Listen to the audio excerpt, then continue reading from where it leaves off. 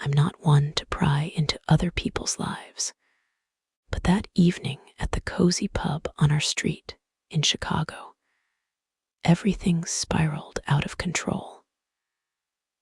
My wife, Emily, and I had planned a casual dinner with friends, as we often did.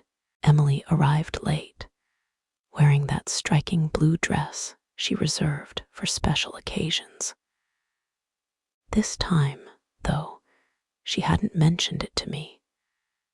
She didn't even glance my way as she entered. Instead of joining our table, she headed to the back of the room, where a man I didn't recognize sat alone. She flashed him a warm smile, one I hadn't seen in ages. I froze, not because I suspected anything sinister yet, but because their interaction felt far too personal. He leaned closer, brushed her hand as they spoke, and she made no move to pull away. My friends chattered on, oblivious to my growing unease, but I couldn't tear my eyes away. When Emily finally noticed my stare, her expression shifted, not to guilt or surprise, but to irritation. That was the first warning, the initial crack in my world. Minutes later, Emily returned to our table, her smile calm and effortless, as if nothing had happened. "Just a coworker," she said breezily, as if she'd sensed my thoughts. I nodded, but deep down, I knew something was off. I didn't know how or when, but I was determined to uncover the truth. In the days that followed, I tried to quiet my suspicions, convincing myself Emily was right, that she'd simply run into a colleague. But the more I tried to dismiss what I'd seen, the more details surfaced in my mind. Small moments that once seemed insignificant now felt like fragments of a puzzle I dreaded piecing together. Everything unraveled one quiet Sunday afternoon. It was an ordinary day. Emily had left early, saying she was visiting her sister to help with some errands. I stayed home with our kids, tidying up and preparing dinner for their return. Around 5 p.m., on a whim, I texted her to ask if she'd grab something from the store. No reply. It wasn't until nearly 6 that she responded, apologizing for missing my message. Her tone was oddly distant, almost formal, like she was texting a stranger. "All good, be home soon," she wrote. The lack of warmth was unlike her, and it gnawed at me when she walked through the door an hour later. Her entrance was quiet, almost cautious. As I greeted her, I noticed something subtle. Her hair was slightly messy, not the neat style she'd left with, and there was a faint scent of cologne I didn't recognize. After years together, I knew her scents by heart. I said nothing, but the unease grew.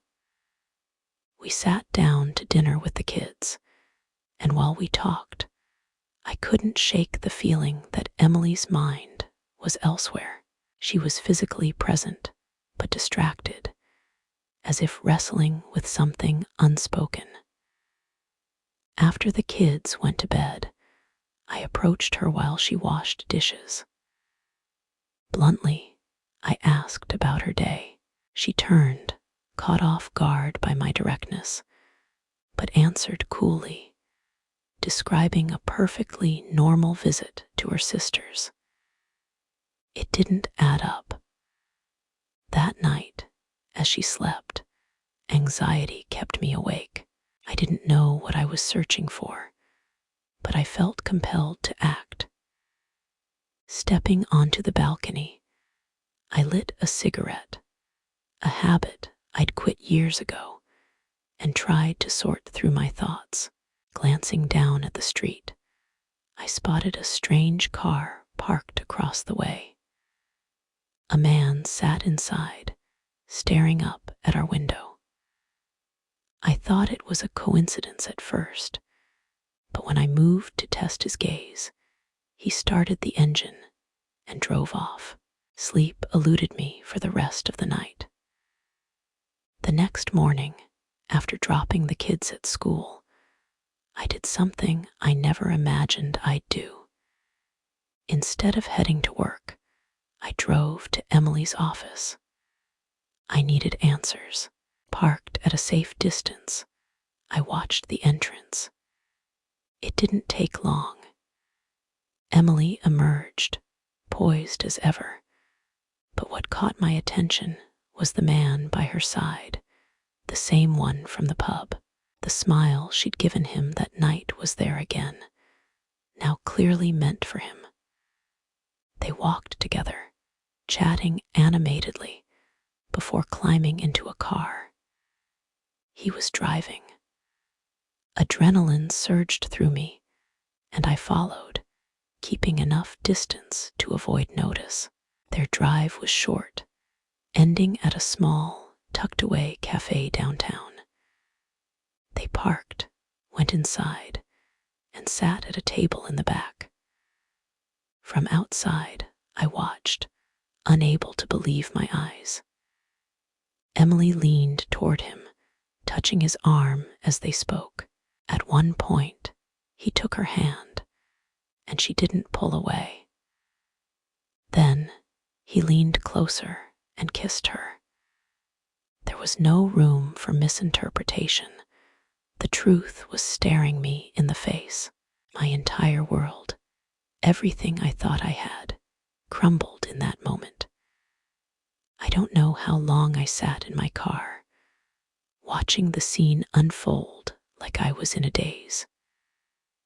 When I finally snapped out of it, I felt nothing, no anger, no sorrow, just an overwhelming numbness. When they left the cafe, I followed again. This time, they drove to an apartment building in a different part of the city. I watched them enter, laughing as if they hadn't a care in the world. I sat there, grappling with my options. Confront them, leave, and pretend I'd seen nothing, or something else. In the end, I chose the latter. I pulled out my phone, aimed it at the building's entrance, and took photos. The evidence was undeniable. When I got home, Emily was already there, acting as if everything was normal. She greeted me with a smile, but I could barely respond. Everything had changed. That night passed in silence. Emily didn't seem to notice my demeanor, or maybe she just didn't care. But I knew this was the last time I'd pretend everything was fine. The confrontation loomed, inevitable. I woke early the next morning, barely having slept.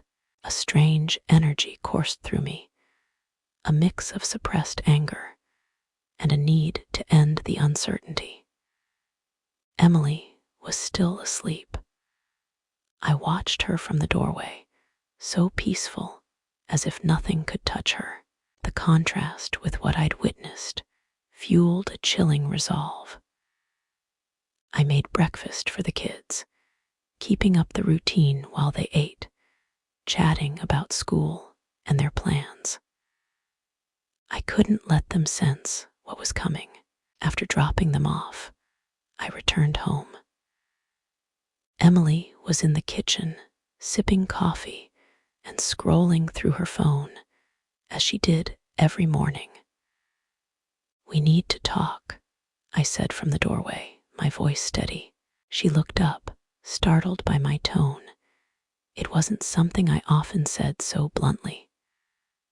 Her expression shifted from curiosity to slight worry, but she quickly composed herself.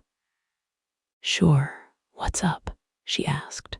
I closed the door behind me, walked to the table, and placed my phone in front of her, unlocked, with one of the photos from the day before displayed. It showed her entering the apartment building with the man, smiling brightly. My stomach churned. Emily frowned at the image, her hands trembling as she studied it, as if looking closer might change what it showed. Her eyes darted from the screen to me and back. When she finally spoke, her voice was a whisper. "Where did you get this?" "That doesn't matter," I said sharply. "What matters is what you're going to tell me about it." Silence stretched on for what felt like forever. She set the phone down and took a deep breath, as if summoning the courage to face what was coming. "It's not what it looks like, David," she said at last. I let out a bitter, involuntary laugh. "Not what it looks like. Really? Then what is it? Explain it to me, because from where I'm standing, it looks exactly like what I think it is." She fidgeted, avoiding my gaze. "It's complicated," she said. "Complicated isn't an answer," I snapped. "Start talking." She stood, pacing the kitchen as if movement might help her find the words. Finally, she stopped by the window, arms crossed. "His name's Mark," she said, not turning to face me. "He's a colleague." "I know that already," I cut in. "I saw you kissing him at the cafe. What I want to know is how long this has been going on and why." She turned to me, her eyes a mix of guilt and defiance. "I don't know exactly how long," she began, but I interrupted. "You don't know how long you've been betraying me. Seriously." "Let me finish," she shouted, a rare outburst. Her voice echoed in the kitchen, and for a moment, I was stunned into silence. "It started as something casual," she continued, her tone softer. "I didn't mean for it to go anywhere, but it got messy." "Messy?" I said, incredulous. "That's all you've got?" "I didn't plan for this, David," she said, her voice cracking. "I didn't want this to happen." "But you made it happen," I said. "You planned every meeting, every lie." She didn't respond right away.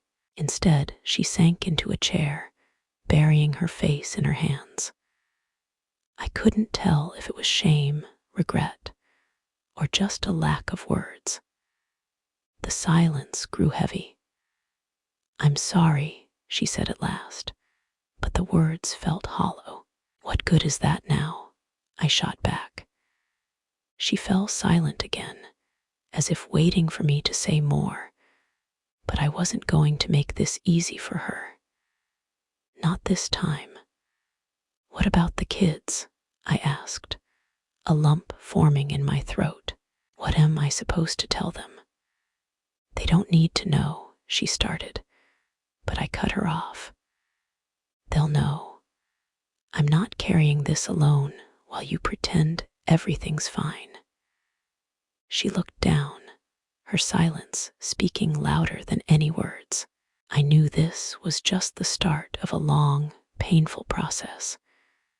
But in that moment, I just wanted to get away from her, from everything that reminded me of the life I thought we had. "I'm picking up the kids," I said, standing. "When I get back, you'd better have a plan, because I know what I'm doing." Without waiting for a reply, I left the kitchen and headed for the door, my heart pounding but my resolve firm. This was the beginning of the end, and in some strange way, the start of something new. When I left the house after that confrontation, something in me shifted. I wasn't the same David who'd walked into the kitchen, hoping for answers. That man had been shattered by Emily's half-confessions and empty excuses. What remained was a mix of cold anger and determination. I wasn't about to let her walk away unscathed. I refused to be the man who accepts betrayal and moves on as if nothing happened. Picking up the kids was mechanical, but my mind was miles away. Liam and Ava talked excitedly about their day, unaware of the storm brewing. I responded on autopilot, my thoughts consumed by what came next. When we got home, Emily had prepared a picture-perfect dinner, the kind you'd see in a magazine. The irony was almost laughable, everything meticulously arranged, her smile forced, as if a nice meal could erase her actions. I sat at the table with the kids, keeping up appearances, but I didn't say a word to Emily. She noticed. After putting the kids to bed, she approached me in the living room, her voice soft. "Can we talk?" I looked at her, my anger still raw. There was nothing left to say. Her actions were clear, and so were my plans. "I've heard enough," I said, standing and walking out, leaving her words hanging in the air. That night, I didn't sleep. Instead, I sat at my laptop, mapping out my next steps. I've always been methodical, a trait I once saw as my greatest strength at work was now my weapon. If Emily had chosen to destroy our marriage with her betrayal, I'd dismantle every piece of the life we'd built together. I started gathering everything I had on her and her relationship with Mark, the photos, old messages I vaguely recalled, anything that might matter. I also looked into our finances. Emily had always been careful with money, but if she was involved with someone else, there might be clues. It didn't take long to find them.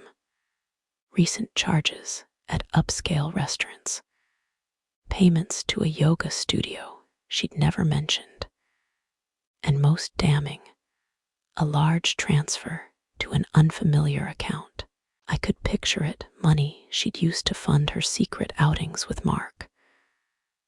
I saved everything, every receipt, every transaction, every detail. The next morning, I went to the bank and closed our joint account, transferring my share to a new one in my name. I owed her no explanation, not after what she'd done. Then, I contacted a divorce attorney to get everything in order before my next move. But I didn't stop at finances. Emily had used her job as a cover for her meetings, so I dug deeper. Was Mark really a coworker, or had she misused work resources for their affair? A quick search on social media and her company's website confirmed my suspicions. Mark wasn't just a colleague, he was her supervisor. This was leverage. Many companies have strict policies against relationships between managers and subordinates, and hers was no exception. I consulted a lawyer friend about the potential fallout. He confirmed that if I could prove they'd violated the company's ethics code, both could face consequences. I compiled all my evidence, photos, financial records, anything implicating them, and drafted an anonymous email to the company's HR department. I sent it, ensuring my tracks were covered. Emily thought she could keep everything: our home, her career, her facade. I wasn't going to let that happen. I consulted my attorney and began the process of selling our house. I had enough control over the paperwork to start without her immediate consent. The final blow came days later. Emily was in the kitchen when her phone rang. She tried to keep her voice low, but I caught the panic in her tone. Soon after, an email arrived from HR, informing her she'd been suspended pending an investigation into inappropriate conduct. The news hit her hard, and for the first time, I saw her break. That night, as she sat on the couch, pale and shaking, she tried to talk to me. "David, please, you have to help me. This is ruining everything." "It's not my problem," I said coldly. "You made this mess. You clean it up." She had no response. Her carefully constructed world was collapsing, and though I hadn't set out to feel satisfaction, I couldn't help it. She'd paid a price, and more was coming. The weeks that followed were a quiet battlefield. Emily tried to salvage her reputation at work, but the investigation moved faster than she could. Mark was also under scrutiny, and the strain had clearly driven a wedge between them. She kept up a front for the kids, but the weight of her choices was crushing her. I maintained a delicate balance, protecting the kids while moving forward with my plans. One day, while at my attorney's office finalizing divorce papers, I got a message from Emily. She wanted to talk. It wasn't the first time she'd asked, but something in her tone felt different. After some thought, I agreed. That night, I came home to find her waiting in the kitchen. She'd made coffee, but hadn't touched it. She sat, arms crossed, her face a mix of sadness and fear. I sat across from her, keeping my distance. "What do you want to say?" I asked bluntly. "I've ruined everything, David," she said, staring at her hands. "Yes, you have," I replied, unflinching. "I'm not going to justify it," she continued, meeting my eyes. "I know what I did was wrong. I betrayed you, our family." Her voice shook, but I felt nothing. I just wanted her to say her piece and be done. "What I want to know," I said, cutting in, "is why risk everything?" She took a deep breath. "I don't have an excuse you'll accept. I was restless, felt lost. I thought I needed something else, something new." "And you think that explains it?" I asked, my voice thick with disbelief. She shook her head. "I know nothing I say can fix this, but I need you to know I never meant for it to go this far. I never wanted to hurt you like this." I sat in silence, watching her. She seemed genuine, but sincerity means little when trust is gone. "What now?" I asked. "I want to try to fix it," she said, "for the kids, for us." I let out a dry laugh. "Fix it?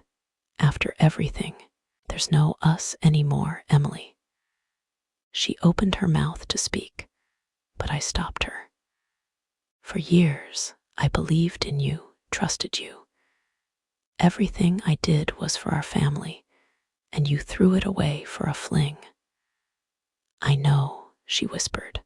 "I don't expect forgiveness, but please don't let this destroy our family. I leaned forward, locking eyes with her. Our family is already broken, Emily. You did that.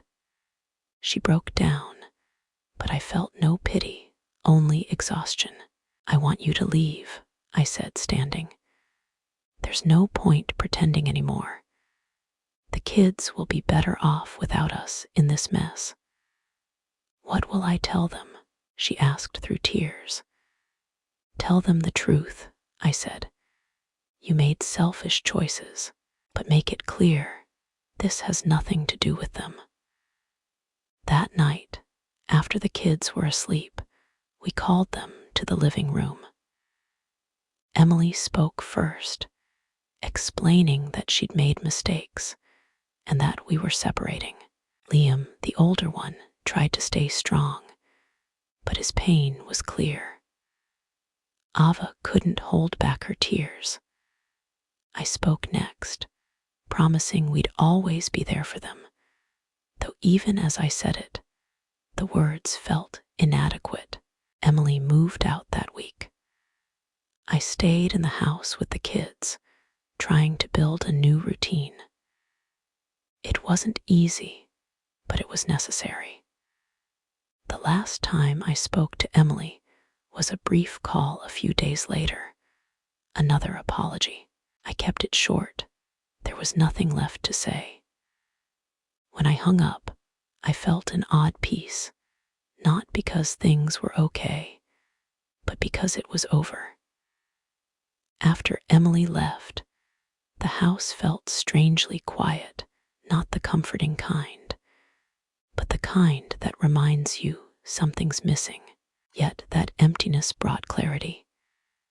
It was time to rebuild, not the life I'd had with her, but my own. The first days were chaotic. Liam and Ava had endless questions, many I couldn't answer. I didn't want to burden them with their mother's actions, not to shield her, but to protect their emotional stability. I kept it simple. Sometimes things don't work out, but that doesn't change how much we love you, or that we'll always be here. Still, the reality was tough. Some nights, Ava slipped into my room, crying quietly. Liam, trying to be tough, grew too quiet. I realized I had to be more than a dad. I had to be their anchor. I adjusted my work schedule to be home more. Work used to be my escape from problems. Now, it was the opposite. I focused on the kids, on being present. We moved to a smaller apartment near their school, cozy, not grand, but ours. It was a fresh start. While packing, I found mementos, a wedding photo, birthday cards from Emily, the kids' old drawings. I considered tossing them, but instead stored them in a box labeled past. I wasn't ready to erase those memories, but I wouldn't let them trap me. I started going to the gym, channeling my frustration into exercise. I reconnected with old friends I'd neglected. Spending time with them, talking about nothing important, was a relief I didn't know I needed. One friend, Mike, invited me to join a hiking group. I'd never been into it, but I gave it a shot. Hours on the trails, away from the city, gave me space to think, to process. During one hike, Mike asked, "What now, David? What's next?" I didn't have an answer at first. I'd been so focused on surviving, on the kids, that I hadn't thought about the future. I don't know, I admitted, but for the first time, that's okay. Saying it aloud felt freeing. Slowly, things got easier. Liam opened up, even asked me to help with a science project, something he used to do with Emily. Ava stopped sneaking into my room and started sharing stories about her friends before bed. Those small steps gave me hope. One day, I got a letter from Emily, a short note apologizing again, with an old drawing Ava had made years ago. I didn't reply. There was no point in rehashing a conversation that led nowhere. Over time, the pain dulled, not gone, but no longer all-consuming. There were good days and bad, but the good began to outnumber the bad. Months later, on a hike, Mike introduced me to his friend Sarah, a single mom and history teacher with a calm energy that caught me off guard. At first, the idea of something new felt impossible, but her conversations became something I looked forward to. There were no big promises, just a connection that felt easy. Looking back, I'm not the same man who faced Emily in that kitchen. The anger and sorrow have faded, making room for acceptance. I haven't forgotten what happened, but I've learned to live with it, to use it as a reminder of what I value and what I won't tolerate. The chapter with Emily is closed. Now, I'm at the start of something new, and for the first time in a long time, I feel in control of my own story.